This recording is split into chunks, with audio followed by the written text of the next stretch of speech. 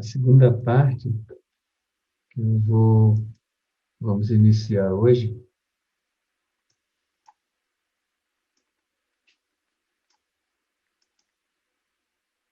é sobre o sistema ambiental brasileiro.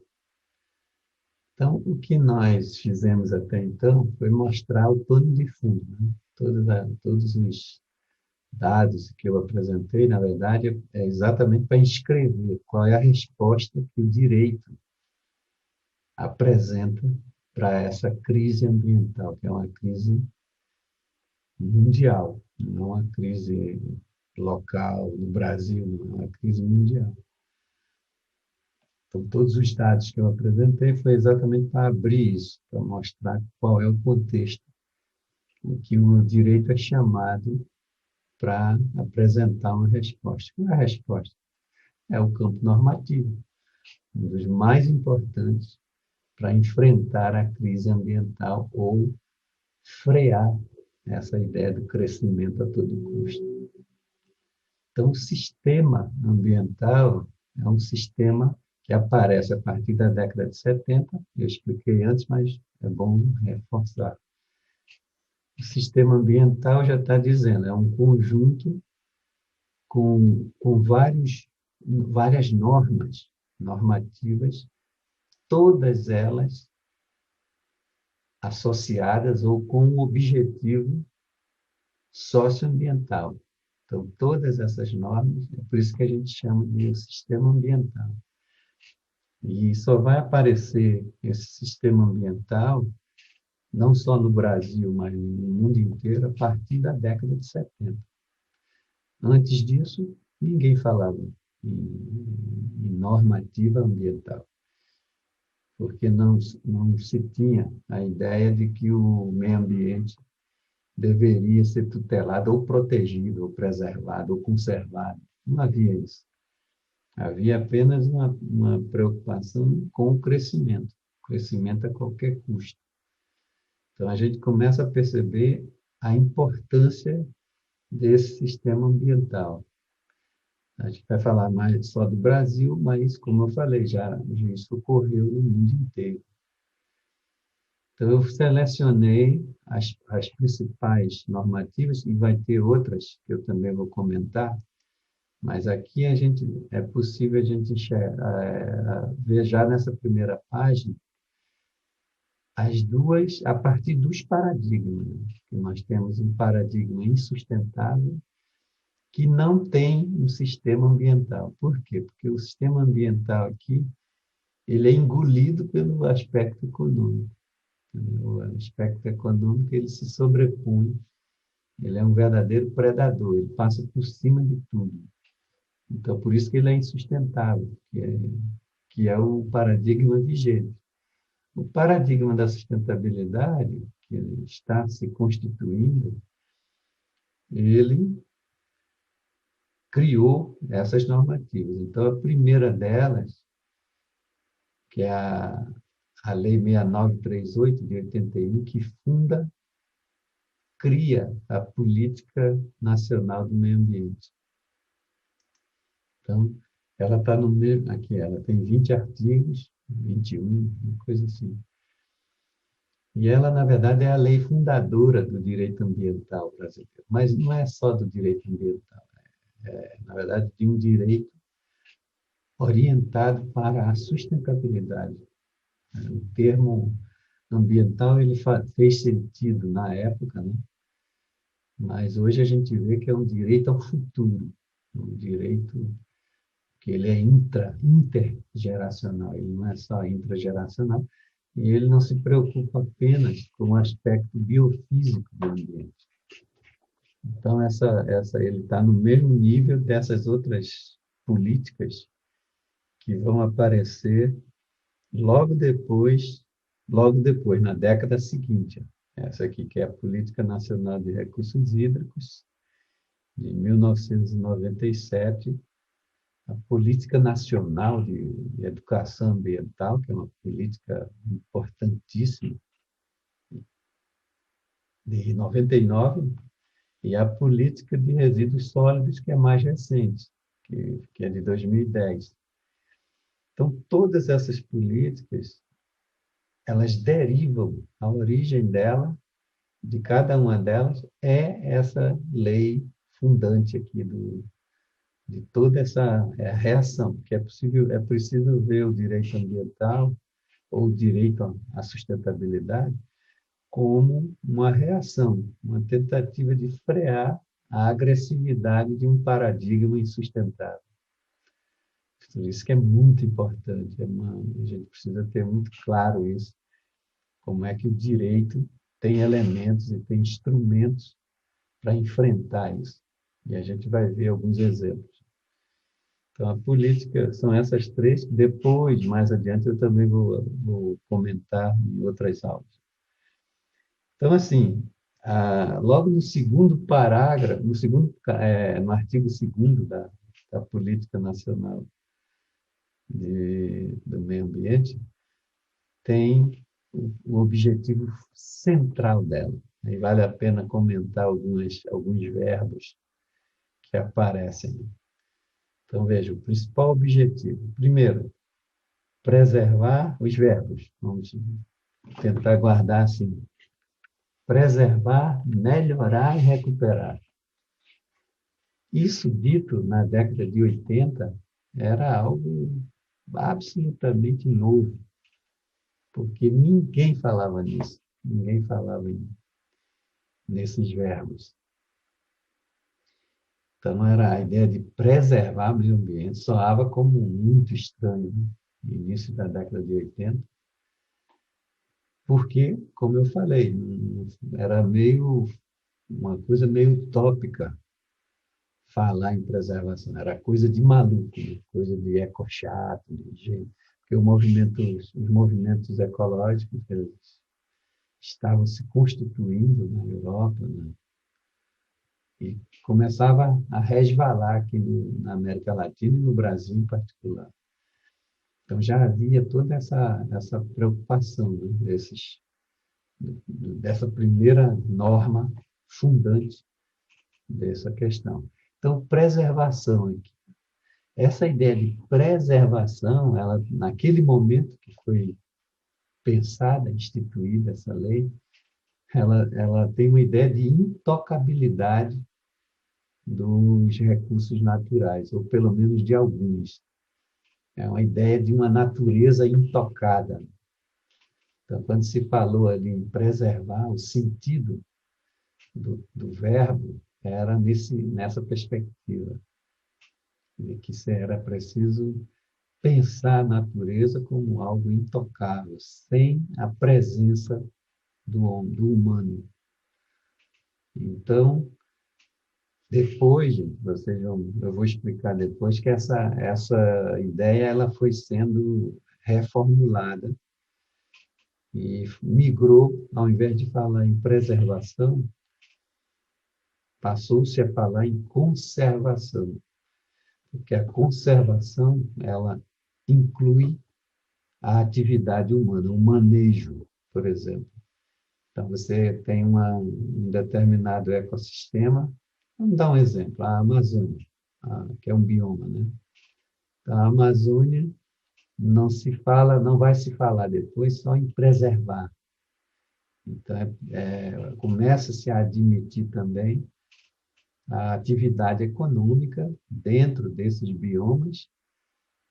Contudo, aí vem o artigo 170 da Constituição também, né, que pressupõe que esse manejo dessas áreas elas precisam ser também regulamentadas dentro de uma perspectiva sustentável, de um desenvolvimento não a qualquer custo, mas de um desenvolvimento sustentável.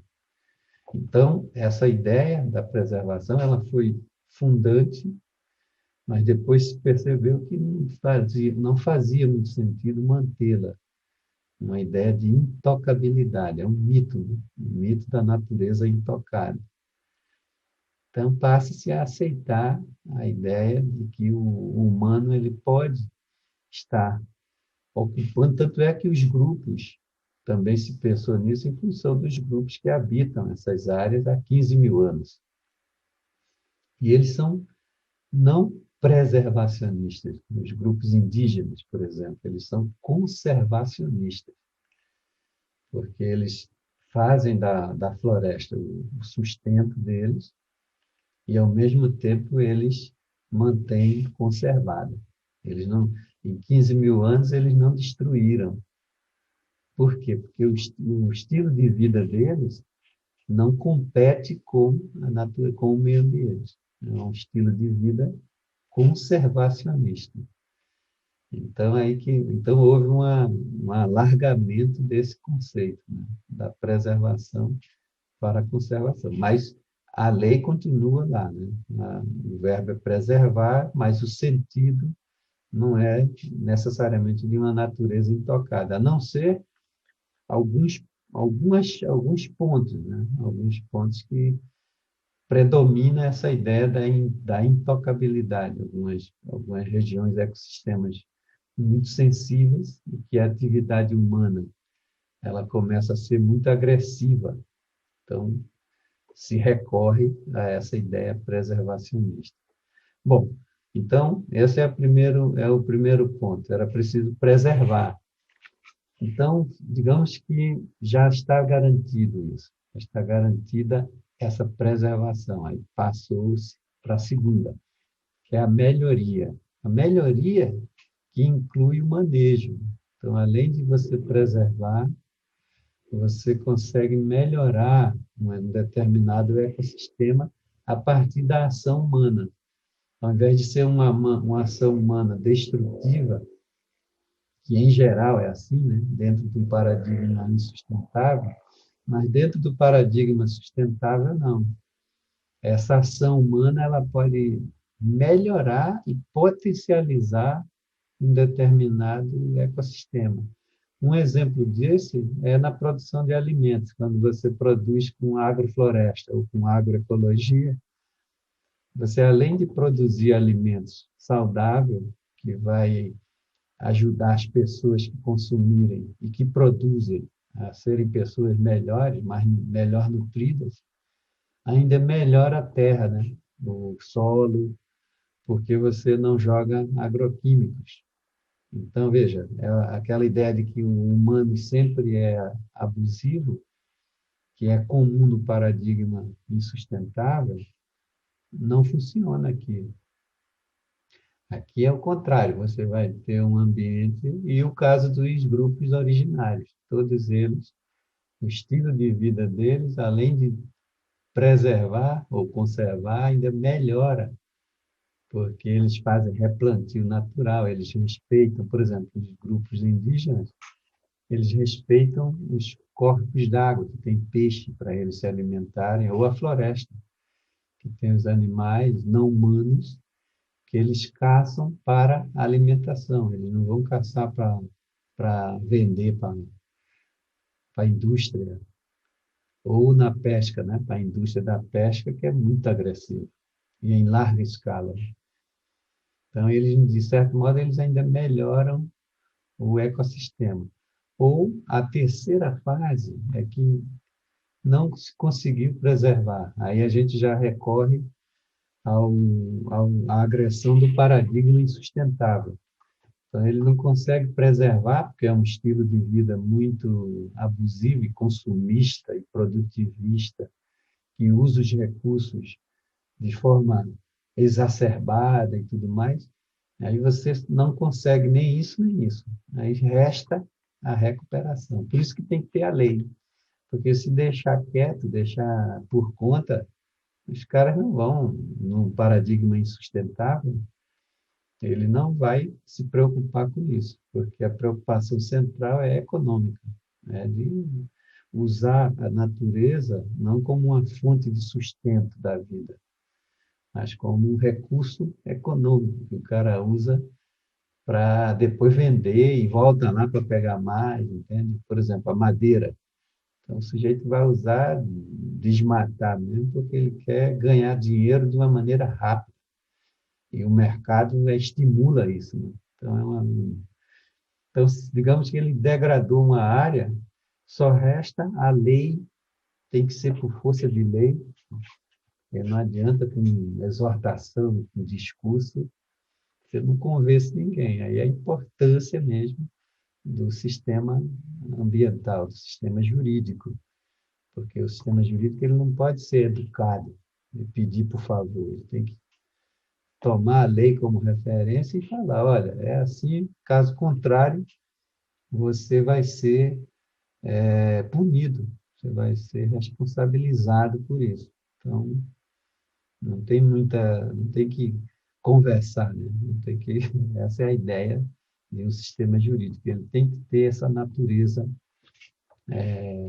impositiva mesmo, caso não se cumpra, né? Ou se fira esses pressupostos, esses objetivos. Então, veja, a preservação, a melhoria e a recuperação, elas estão dentro, são a alma, são os elementos constitutivos da alma, né, do objetivo dessa política. Para garantir a qualidade ambiental propícia à vida. Aí outro ponto que é importante, que depois vai aparecer como princípio fundante da Constituição Brasileira, em 88, né, que seriam 7 anos depois, é esse aqui. Ó. Uma vez garantido isso, tudo aqui, como força de lei, aí você garante as condições ao desenvolvimento socioeconômico, e aqui ó, já tem o socioeconômico aqui, mas ele é, além de tudo, levando em conta a questão ambiental, no sentido biofísico ainda, né? Que vai originar também depois o artigo 170 da Constituição, aos interesses da segurança nacional e a proteção do princípio fundante das constituições, né? De toda a sociedade moderna, e o Brasil não é diferente, é a dignidade da vida humana aqui. Tá? Ele é bem antropocêntrico ainda, como esse princípio fundante. Então, ele já está presente na década de 80, porque se entendia que o paradigma insustentável, ele colocava em risco tudo isso aqui e, além disso, a dignidade da vida humana. Então, ele precisava ser apresentado também como esse princípio fundante. Né? Depois a gente vai ver que há uma necessidade de alargar isso aqui. Não é só da vida humana, é da vida em todos os sentidos. Por exemplo, o direito animal, que também é fundado a partir do artigo 225 da Constituição, que condena a crueldade, né, contra os animais não humanos, ele também já estava falando da vida não só humana, mas da vida dos animais não humanos. Então, tudo isso a gente vem num processo de fundação e de refinamento desse aparato que a gente chama de sistema ambiental. Mas, eu repito, sempre dentro de uma perspectiva sustentável. Essas normas, elas têm que ser entendidas assim, tentando conter a violência de um paradigma insustentável. Que se ele não tiver essas leis aqui, mesmo tendo essas leis, ele passa por cima. Não tem conversa também. Bom, então essa é a primeira. O artigo 3º, que são os fins, os telos de toda a norma. Então, entende-se, aí eles apresentam alguns conceitos jurídicos desses termos que a gente vem tratando aqui. É muito importante, que eu estava olhando algumas questões da OAB de anos anteriores e depois eu vou mostrar para vocês. Aparecem esses de maneira bem simples. Eu achei as questões, mas elas ancoradas na letra da lei mesmo. Então, os conceitos de meio ambiente, de degradação e de poluição. Repito, gente, conceito desde a perspectiva jurídica. É o que um jurista vai tomar como referência para aplicar, né, para tomar as decisões necessárias dentro da perspectiva jurídica. Então, meio ambiente, veja como que é definido, o conjunto de condições, leis, essas leis aqui são leis naturais, tá? Não são as leis, as normas, que é o que a gente chama, né, do ponto de vista jurídico. Então, normas não são normas, são as leis, influências e interações de ordem física, química e biológica, que permite, abriga e rege a vida em todas as suas formas. Vocês têm que notar o seguinte, ó, a influência aqui ela é biofísica. Então, predomina o aspecto biofísico do ambiente. Não foi alargada ainda para uma perspectiva do ambiente de trabalho, para o ambiente sociocultural, não. Aqui é uma definição que deriva da física e da biologia. Né? Depois isso aí vai também ser alargado. Mas, enfim, o conceito jurídico presente nessa política nacional do meio ambiente, né, é fundante, né, dessa questão, ela é biofísica, como eu escrevi aqui. Conceito jurídico da degradação, dentro da política nacional também. Degradação da qualidade ambiental, alteração adversa das características do meio ambiente. Esse meio ambiente sempre ele está sendo, para ser coerente com a lei, no geral, está sempre associada ao aspecto biofísico.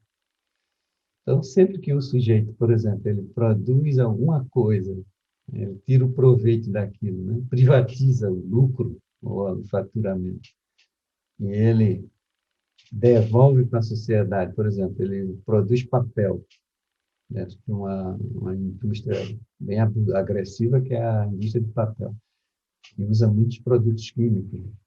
Ele usa a água, que é um bem público, conforme a lei e a política nacional de recursos hídricos, a lei, a água é um bem público.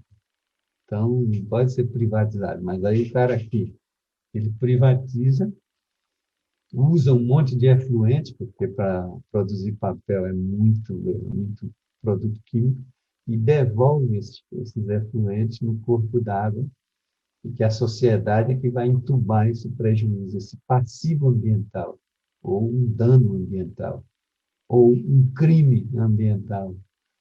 Entendeu? Então, isso é caracterizado como uma degradação, conforme a lei, a política nacional do meio ambiente. Então, tem que ser, uma vez apurado isso, demonstrado, né, o cara vai ter que responder por isso. E a poluição, que é um conceito também alinhado, indissociável desse também. A degradação da qualidade, já é até usado aqui, na letra da lei. A degradação da qualidade ambiental resultante de atividades que, direta ou indiretamente, agridem. Eu não coloquei tudo, né? Ele degrada o ambiente. Então, essa é a definição de poluição. Então, não tem conversa. Esse sujeito é pessoa física ou pessoa jurídica. Tá? Não é só um ou outro. Então, qualquer um deles fazendo cometendo esse tipo de delito, está passivo de punição, de ser responsabilizado por isso. Então, aqui nós temos os três principais conceitos que são muito importantes para pensar a sustentabilidade, para garantir um paradigma sustentável. A partir disso, traduzido isso em ações, em ações que se materializam mesmo na vida associativa com essa preocupação de você, dentro de uma perspectiva conservacionista, não só preservacionista, você garantir, você não comprometer o ambiente a partir de ações ligadas ao aspecto econômico. Então, nós teríamos aqui o artigo 3º com essas definições já dessas políticas. E depois, os artigos 4 e 5, né? Principalmente o artigo 4, que comenta sobre a ideia da sustentabilidade, que eu destaquei aqui. Ela é uma ideia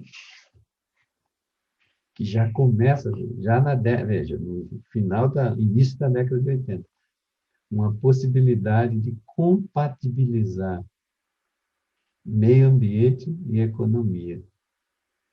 Eu apresentei no encontro passado a ideia do trade-off e do trade-on. O trade-off é a ideia de concorrência, de competição entre ambiente e economia. É mais ou menos o que o governo estadunidense, na gestão agora do Trump, ele saiu do Acordo de Paris, porque ele entendia, de novo, que o Acordo de Paris comprometia, atrapalhar, porque a redução de gases iria comprometer a economia dos Estados Unidos e eles não iam participar. Aí, no início de 2021, o Biden, que foi eleito, já voltou dentro de uma outra perspectiva mais de trade-on, de entender que não pode ter essa concorrência, essa competição. Se um ganha, o outro perde. O meio ambiente não pode ser tomado como inimigo da economia, nem vice-versa. Não existe economia sem a base biofísica. E a base biofísica, sem uma economia sustentável, cuidadosa dentro desse princípio da sustentabilidade, ele se torna inócuo. Então, porque você é preciso produzir riquezas, desde que você tenha uma compatibilidade, que não seja de forma abusiva. Então, dentro dessa perspectiva, era preciso eleger algumas áreas prioritárias. Eu dei só um exemplo aqui da Amazônia, que hoje, no contexto atual, vem sendo bombardeada, né? Muito atacada por uma política antiambiental, né? Os desmatamentos, a agressão de terras de grupos originários, o avanço da mineração, então tudo isso em função conjuntural de um momento que estamos vivendo no país. Então, o próprio governo, hoje, se a gente retomar a política nacional de meio ambiente, ele é abusivo em relação à própria política, porque todas essas áreas que eram consideradas prioritárias, elas foram sendo atacadas, né? Eu diria que brutalmente atacadas, tá? Estão sendo, na verdade. Então, a gente veja, depende também. Então, a lei em si mesma, ela não resolve. Uma lei em si mesma, ela não resolve. Depende também dessas oscilações de governo. Então, se você entra um governo que é mais atento e preocupado às questões de conservação, a uma política mais de meio ambiente realmente alinhada com o que está na lei, ele vai desenvolver e implementar políticas muito mais, eu não diria 100% sustentáveis, mas pelo menos menos agressivas, né? Que tentem compatibilizar mais esses domínios. Quando não é, se aparece um outro governo, com outra preocupação, com outras prioridades, é evidente que isso aí muda, tá bom? Então, a lei em si mesma, ela não Não há força. É igual, de novo, ao direito animal, que desde 1988 ele tem o seu fundamento constitucional, que é a vedação da crueldade. Mas, se você for analisar a agropecuária, como é que a agropecuária pode deixar de ser cruel, né? Na produção de carne, de qualquer tipo de carne? Ela é muito cruel, é muito violenta. Então, veja, é inconstitucional, mas a gente não consegue nem entender direito essas contradições. Mas está lá, existe a Constituição e, além de tudo, existe o direito animal, que é fundado a partir dali, dentro dessa ideia de que os animais não humanos eles têm a senciência, né? Eles conseguem sentir dor, sentir como qualquer animal humano. Esse é o ponto central da discussão. Então, se eles sentem dor, sofrem, então eles precisariam ser tratados como sujeitos de direito. Já são reconhecidos, mas isso não basta, porque a agroindústria a indústria da carne, por exemplo, no Brasil, é uma das mais fortes. Então, há essa dificuldade entre um direito animal e um direito empresarial, por exemplo, que vê o direito animal como um obstáculo, porque o direito empresarial, no geral, ele vai se orientar dentro de um paradigma pouco sustentável, né? Porque ele precisa. Tudo isso são obstáculos para o crescimento a qualquer custo. E depois, gente, a difusão de tecnologias ambientais, que está presente já no artigo 5º da Política Nacional do Meio Ambiente. Isso é muito avançado para a época, porque é um estímulo, por exemplo, de tecnologias. O exemplo que eu vou dar aqui é o exemplo da irrigação.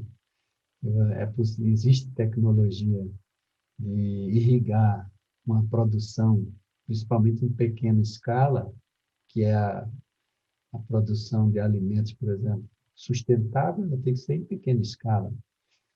Então, você, ao invés de usar a irrigação tradicional, que gasta muita água e, no longo prazo, saliniza o solo e destrói, inviabiliza o solo, a irrigação na pequena escala, com né, uma microirrigação.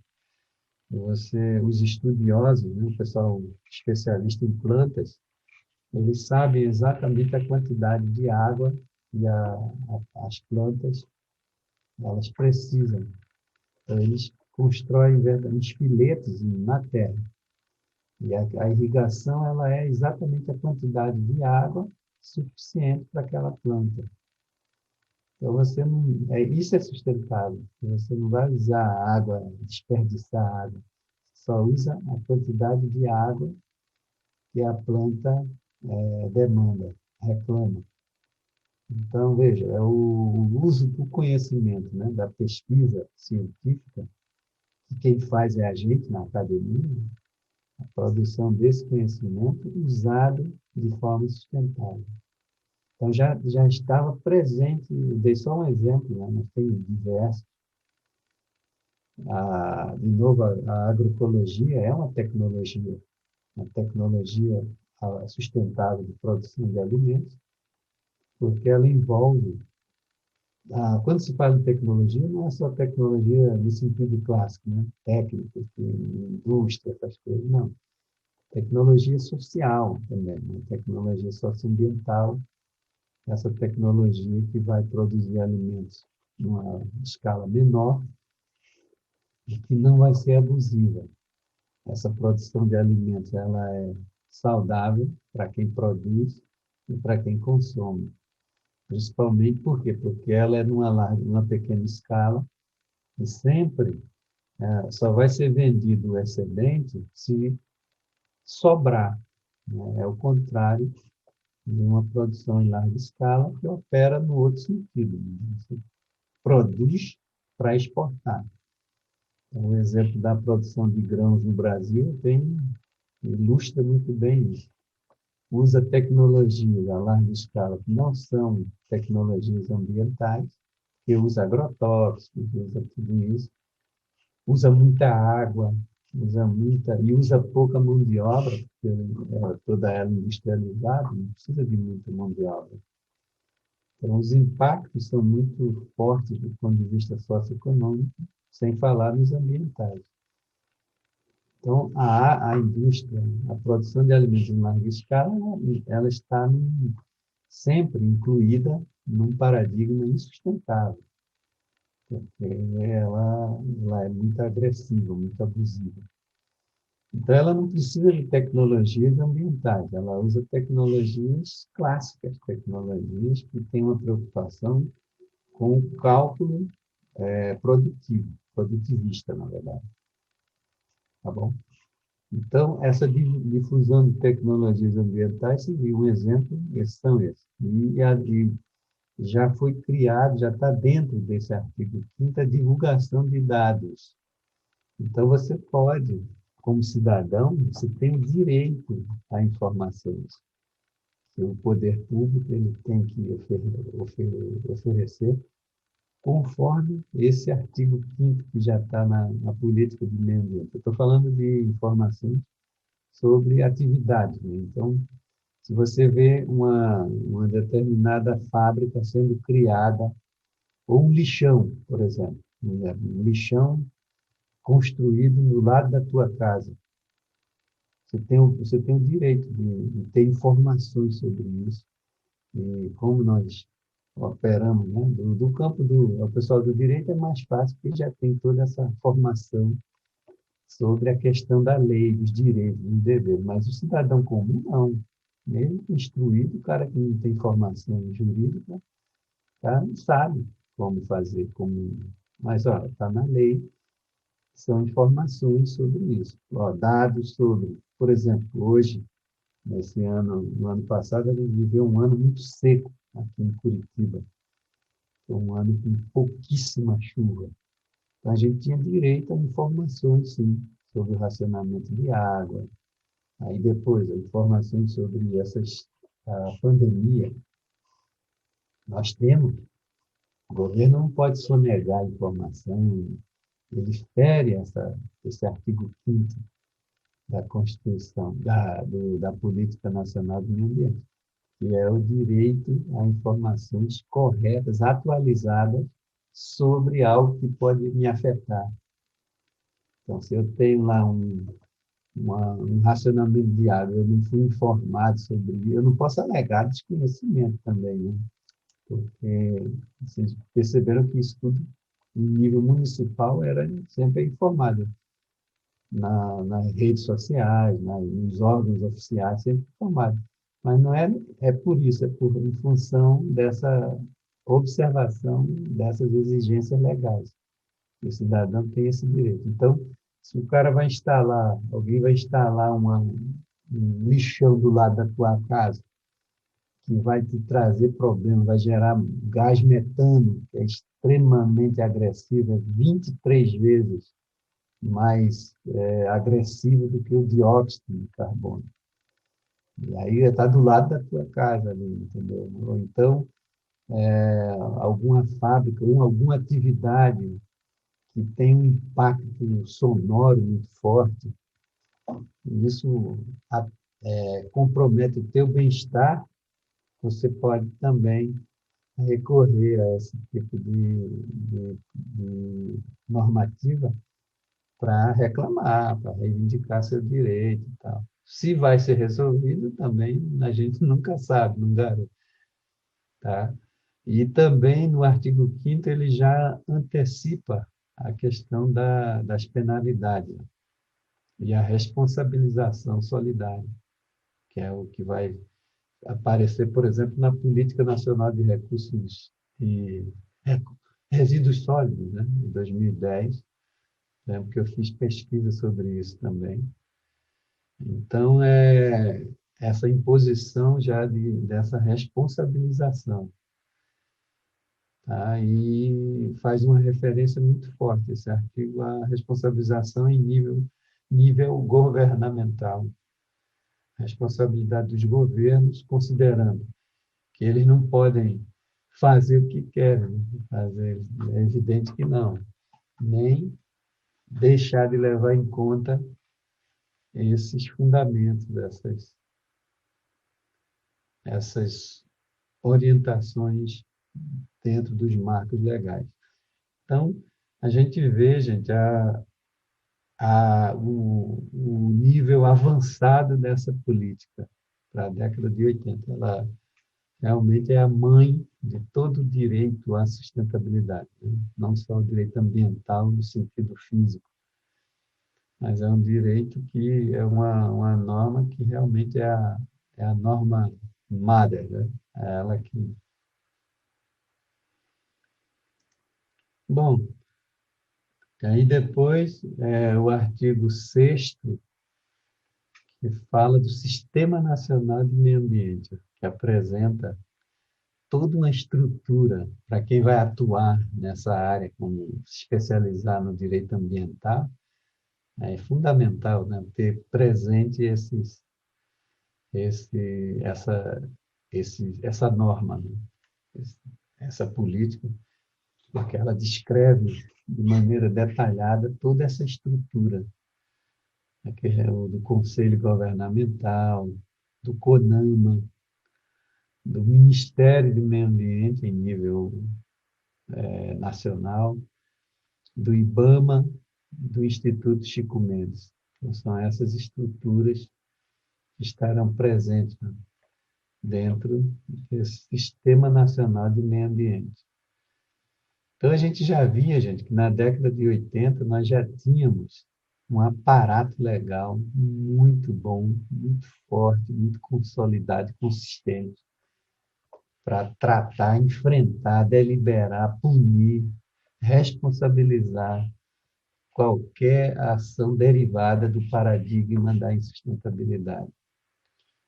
Entendeu? Mas, mesmo assim, ele é muito forte, é um paradigma que ele consegue usar esses próprios mecanismos a seu favor. Ele consegue encontrar brechas, porque ele é muito poderoso, né? Muito forte. Então, a gente vê aqui o Conselho Governamental, que é numa perspectiva nacional, o, o IBAMA, por exemplo, né, está aqui, ó, entender, que é um órgão executor de extrema importância, mas que dependendo, todos eles, na verdade, dependendo, tem essa estrutura prevista em lei, mas, como todos vocês sabem, todo governo, todo país, ele tem os seus governos. E, de novo, dependendo do governo, o governo vai dar o seu alinhamento, a direção, conforme os interesses que um governo representa, né? Isso faz parte do mundo democrático. Então, se é um governo que vê tudo isso aqui como obstáculos ao processo, ao aspecto econômico, que é o mais hegemônico, é evidente que ele consegue, um governo com essa preocupação, ele consegue neutralizar tudo isso, porque todos esses cargos aqui precisa para ser bem eficiente, eficaz e coerente com a própria norma, precisa ter pessoas e grupos de assessoria que conheça isso.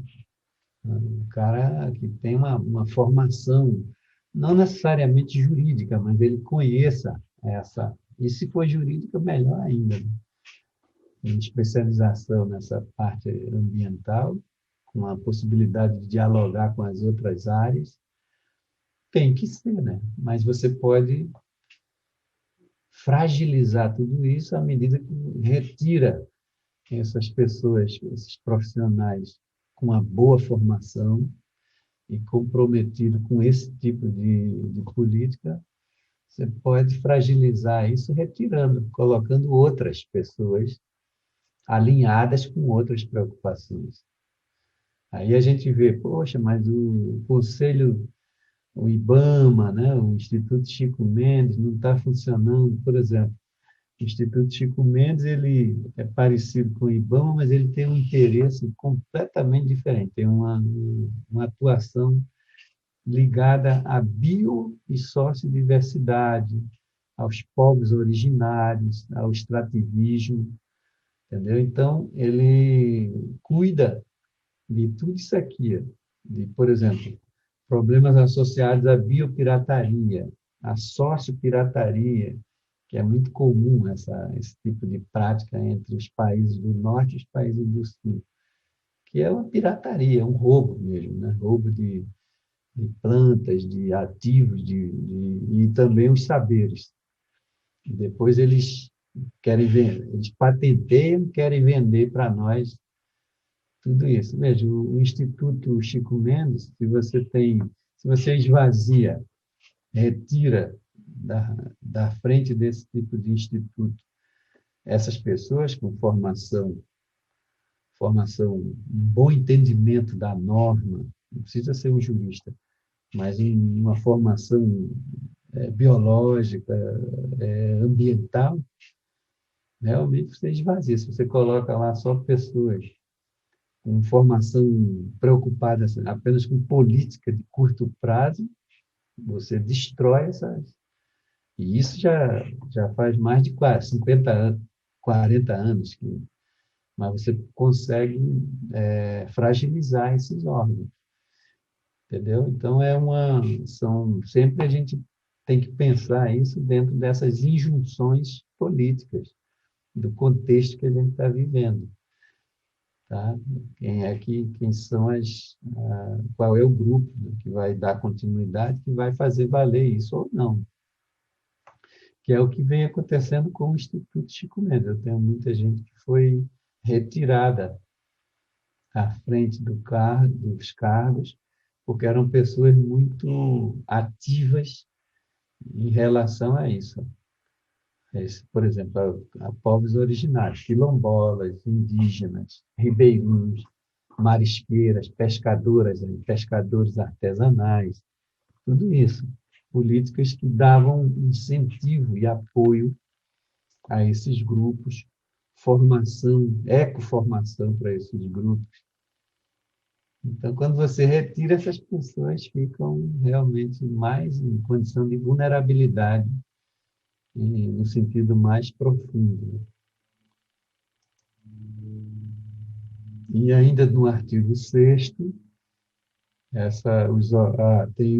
são 3 níveis, né? Os níveis nacional, os órgãos seccionais, que são em nível de Estado, Secretaria de Meio Ambiente, por exemplo, e os locais, que é município. Então, realmente é uma política que ela é bem organizada, bem pensada para tutelar o meio ambiente, né? O ambiente em todos os domínios.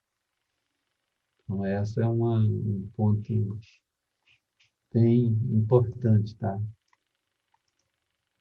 Bom, aí eu vou parar por aqui, depois na próxima aula a gente fala dos instrumentos.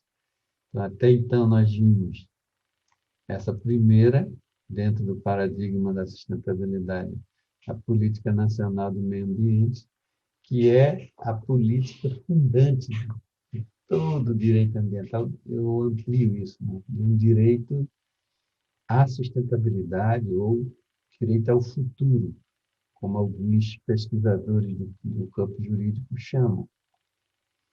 É preciso alargar, né? Não se trata só do ambiente biofísico, é o ambiente sociocultural também. Então, é isso. São 10 horas, eu acho que já está bom. Como eu combinei com você, geralmente eu vou encerrar por aí. Então, na próxima aula, a gente trata dos instrumentos. Também vou trazer alguns exemplos para apresentar, que são muito importantes. A avaliação de impactos, o licenciamento, os incentivos. Aí, de novo, a questão de tecnologia. Sempre tecnologia ambiental, não é tecnologia agressiva, né, abusiva. Então, a gente para por aqui. Vocês têm algum comentário?